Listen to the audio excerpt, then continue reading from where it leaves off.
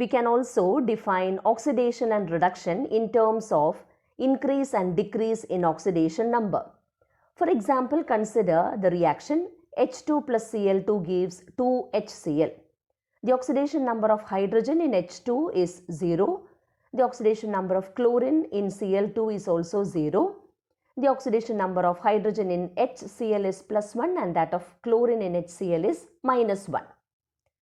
Now when hydrogen changes to HCl, the oxidation number of hydrogen changes from 0 to plus 1, or there is an increase in oxidation number. Therefore, oxidation has been defined as a process in which there is an increase in oxidation number.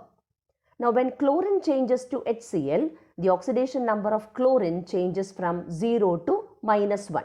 Here there is a decrease in oxidation number. Therefore, reduction can be defined as a process in which there is a decrease in oxidation number. How can we define an oxidizing agent and reducing agent in terms of oxidation number? For example, consider the reaction H2 plus Cl2 gives 2HCl.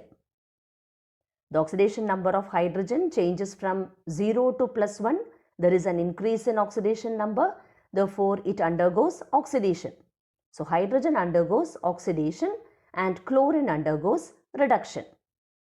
Since oxidation takes place in hydrogen, hydrogen acts as the reducing agent. Now, oxidation is a process in which there is an increase in oxidation number. Therefore, reducing agent can be defined as the species which can decrease the oxidation number of an element. Now, in this reaction, chlorine undergoes reduction, and reduction is a process in which there is a decrease in oxidation number. So, how can we define oxidizing agent? It can be defined as a species which can increase the oxidation number of an element. Types of redox reactions. There are 4 types of redox reactions: combination reaction, decomposition reaction, disproportionation reaction and displacement reaction. Let us now first consider combination reaction. We know that combination reaction is a reaction in which 2 or more reactants react to give one single product. We have to now find out whether the combination reaction can be considered as a redox reaction. For that, we should find out the oxidation number of the atoms present on the left hand side as well as on the right hand side. Now consider the first example. C plus O2 gives CO2. The oxidation number of carbon is 0 and that of oxygen in O2 is also 0. Now on the product side we have carbon dioxide. The oxidation number of oxygen in carbon dioxide is minus 2 and that of carbon is plus 4. Now here we find that the oxidation number of carbon increases from 0 to plus 4, or there is an increase in oxidation number, or there is oxidation. Now consider oxygen.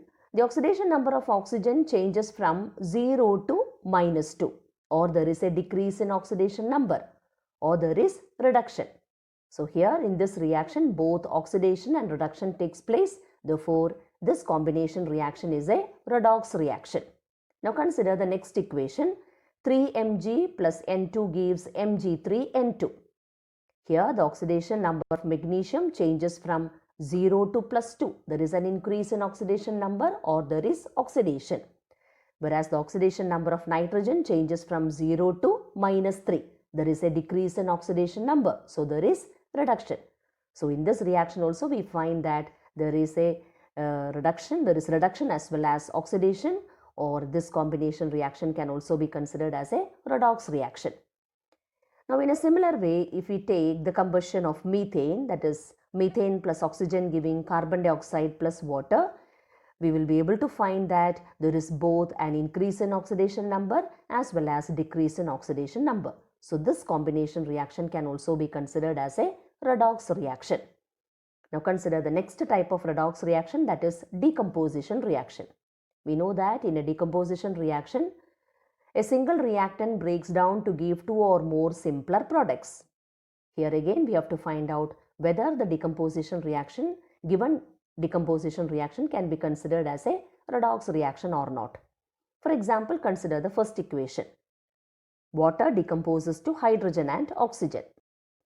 The oxidation number of hydrogen changes from +1 to 0, or there is a decrease in oxidation number. So it is reduction.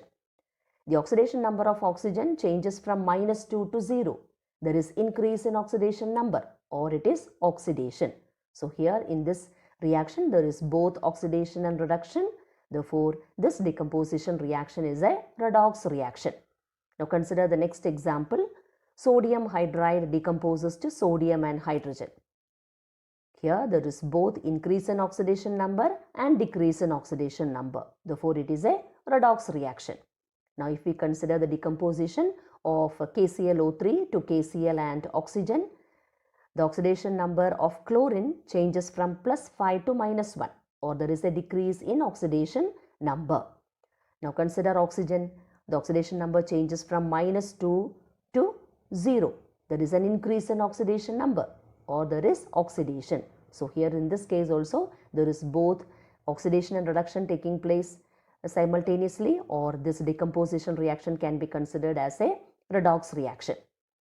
Now consider the decomposition of calcium carbonate to calcium oxide and carbon dioxide. In calcium carbonate, the oxidation number of calcium is +2, and in calcium oxide, the oxidation number of calcium is again +2. So there is no change in the oxidation number of calcium. Similarly, if we take carbon and oxygen, we will find that there is no change in the oxidation number of carbon as well as oxygen. So here in this case, there is neither an increase nor a decrease in oxidation number. So this decomposition reaction is not a redox reaction.